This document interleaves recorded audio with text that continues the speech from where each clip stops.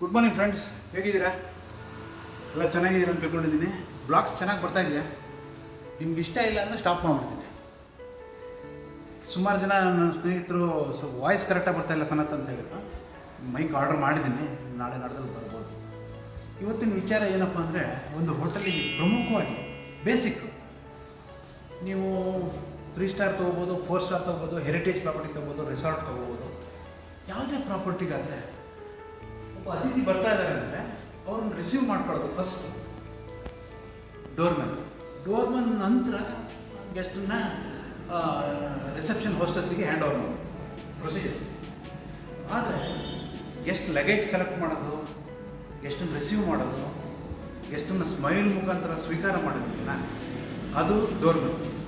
ಮೊದಲೆಲ್ಲ ಡೋರ್ಮನ್ಗಳು ಶೇರ್ವಾನಿ ಹಾಕ್ಕೊಂಡು ಬಾಟಮ್ ತನಕನೂ ಎಂಡಪ್ ಆಗ್ತಾಯಿತ್ತು. ಆ ಥರ ಡೋರ್ಮನ್ಗಳು ನೀವು ಶಂಕರ್ನಾಗ್ ಪಿಕ್ಚರ್ನೆಲ್ಲ ನೋಡಿರ್ತೀರ.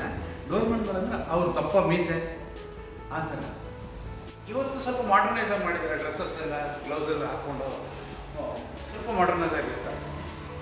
ನಾನು ಹೇಳೋದಿಷ್ಟೇ, doorman basic is the first impression of the world.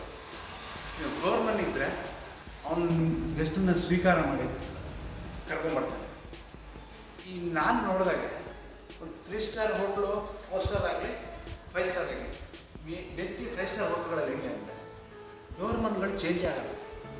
ಒಂದು 3 ವರ್ಷ, 4 ವರ್ಷ, 5 ವರ್ಷ, 10 ವರ್ಷ ಇದು. ನಮ್ಮ ಗ್ರ್ಯಾಂಡ್ ಅಶೋಕ್ ನಾನು ಟ್ರೈನಿಂಗ್ ಮಾಡಬೇಕಾದ್ರೆ ಗ್ರ್ಯಾಂಡ್ ಅಶೋಕ್ ಒಬ್ಬರು ಡೋರ್ಮನ್ ಇದ್ದರು, ದಿಲೀಪ್ ಸರ್.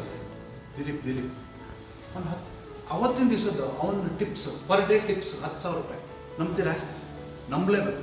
ಯಾಕಂದರೆ ಗೆಸ್ಟು ಖುಷಿ ಆದರೆ ಫಸ್ಟ್ ಇಂಪ್ರೆಷನ್ ಖುಷಿ ಆಗ್ತದೆ. 500 ರೂಪಾಯಿ ಮಿನಿಮಮ್ ಟಿಪ್ಸ್ ಕೊಡ್ತಾರೆ. ಅವ್ರದ್ದು ಇನ್ಕಮ್ ಪರ್ ಡೇ 4 ಶಿಫ್ಟಲ್ಲಿ 4 ಜನ ಇದ್ದರೂ ಒಬ್ಬೊಬ್ಬರು 10,000 ರೂಪಾಯಿ ತೊಗೊಂಡು ಹೋಗ್ಬೋದು. That is the capacity of doorman. Thank you.